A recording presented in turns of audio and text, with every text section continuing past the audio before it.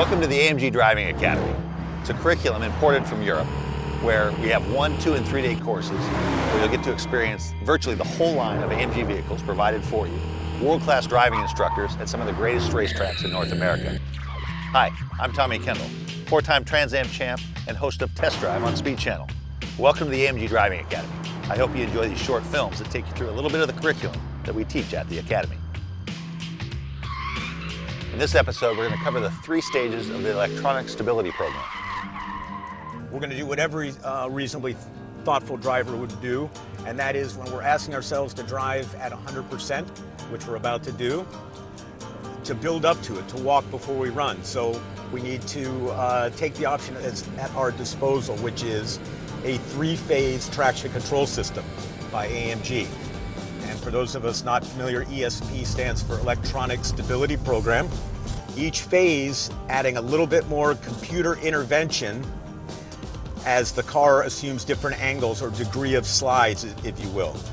Our first run is going to be in our first traction control mode, and basically what it's going to do is going to not allow the car to break that much traction.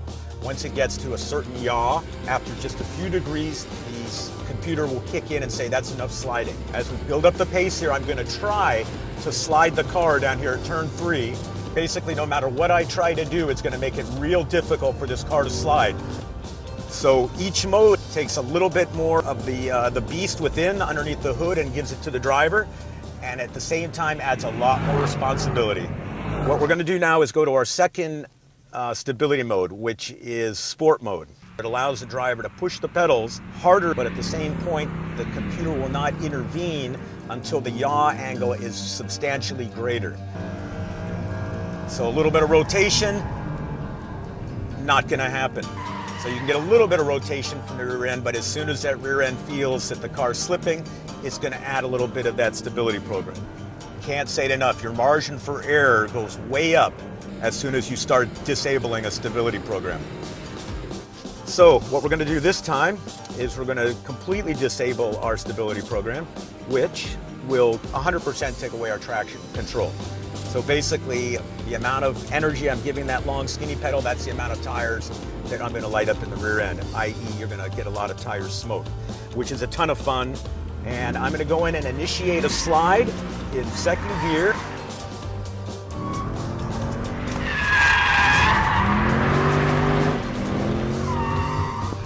What you're doing when you're drifting is you're driving past the envelope of the car's traction and the tire's traction, trying to maintain control and then bringing it back. All cars are not created equally by any means. You'll hear it from not only me, but many other people that this car literally talks to the driver. There's very little disconnect between driver and platform, which makes it very comfortable.